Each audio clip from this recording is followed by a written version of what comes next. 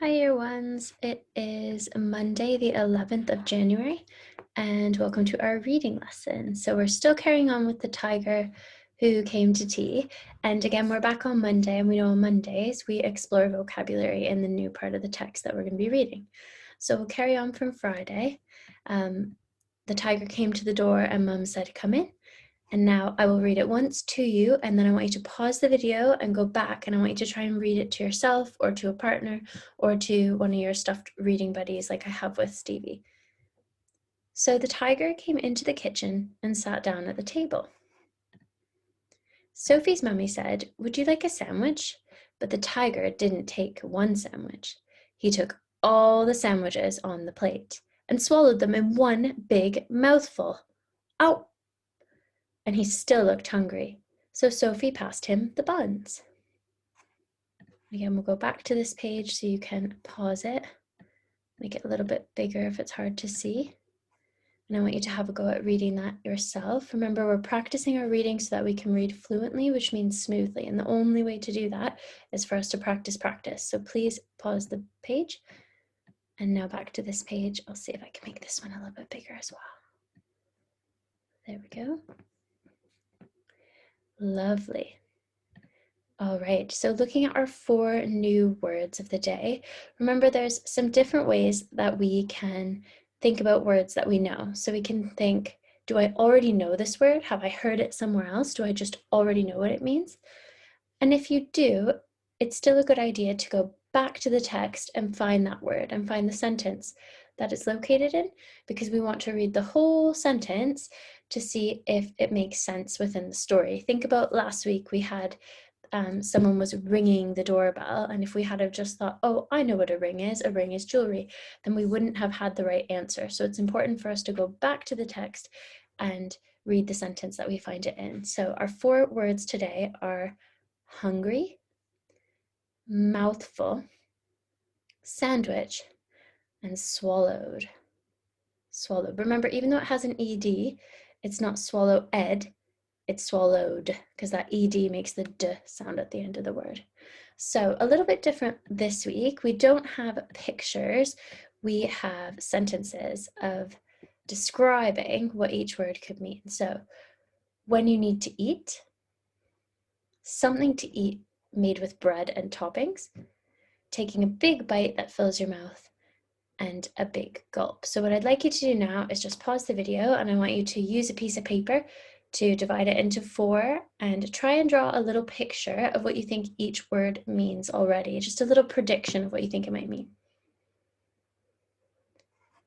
Lovely. And now we'll go back to the text and have a little check and see if you can find the sentence that has the word in it. So let's go back and look for hungry.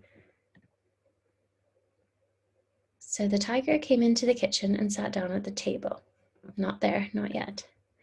Sophie's mummy said, "Would you like a sandwich?" But the tiger didn't take just one sandwich. He took all the sandwiches on the plate and swallowed them in one big mouthful. Ow! And he still looked hungry. So Sophie passed him the buns. He still looked hungry. So if he looked hungry, then we can say hungry isn't, it's probably a verb. It's probably an action, something that he might be feeling. If you guessed it, when you need to eat is hungry. Well done. Then we have mouthful. So look at our choices. Let's go back to the sentence that we can find mouthful in. Can you pause the video and see if you can find that word? Put your finger on it when you found it. If you guessed right here, if you searched and found it right here, that's great. And now we're going to read the whole sentence that has the word mouthful in it. So look for that capital letter because it will tell you where the sentence starts. There's that capital letter.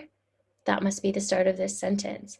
He took all the sandwiches on the plate and swallowed them in one big mouthful. So all the sandwiches he was able to swallow with one big mouthful. So let's have a look at our choices. Is it something to eat made with bread and toppings? Is it taking a big bite that fills your mouth? Or is it a big gulp? So look at your choices. Mouthful. Sometimes there's clues in the words. Mouth full. Which choice do you think it's going to be? That's right, it's a big bite that fills your mouth, a mouthful. Not the most polite bites for us to take when we're eating, really. All right, sandwich and swallowed are left. So we go back to the page. I'd like you to see if you can find the word sandwich on the page. So just pause the video and see if you can find it. Lovely, and now you're going to read the sentence around it. So look for that capital letter. If you found it over here with but, perfect. But the tiger didn't just take one sandwich. So what is a sandwich? Are we going to choose a big gulp or something to eat made with bread and toppings?